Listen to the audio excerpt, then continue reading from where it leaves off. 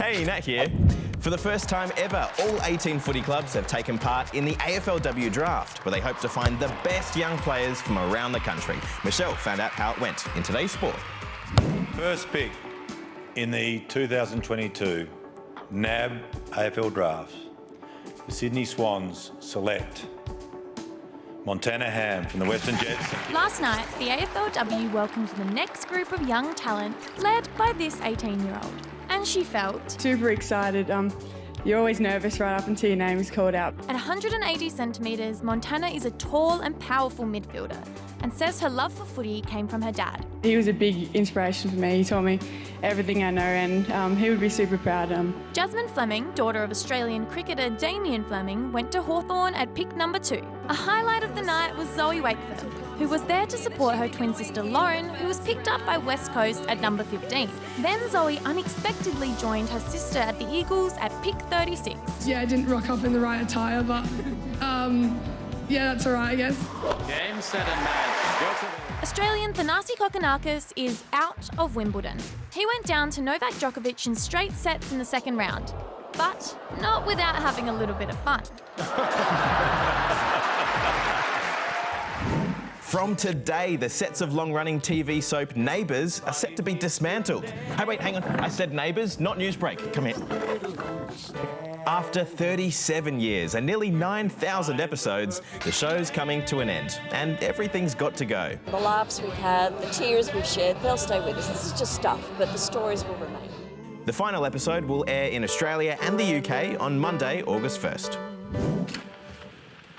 This is the Australian Broadcasting Commission.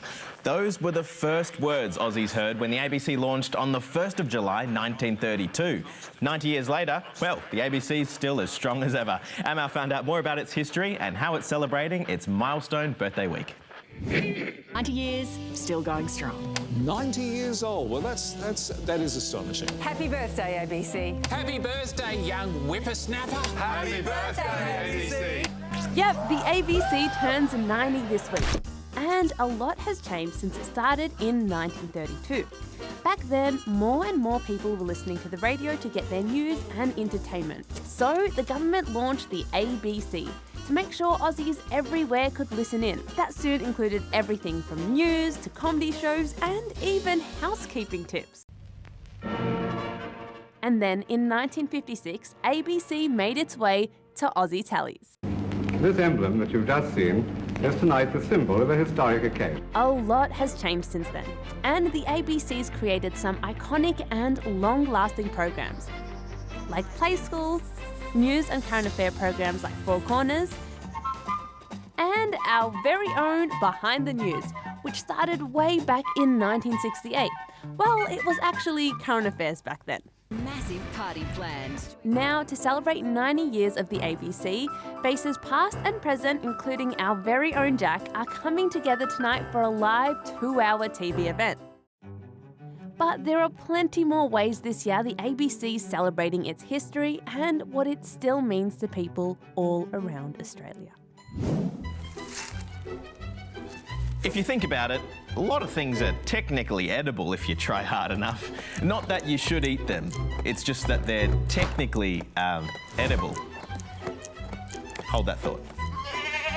Also, this is plastic. Every year, 20 goats catch a lift to Riverside Park in New York, where they have one job: feast on the delicious foliage.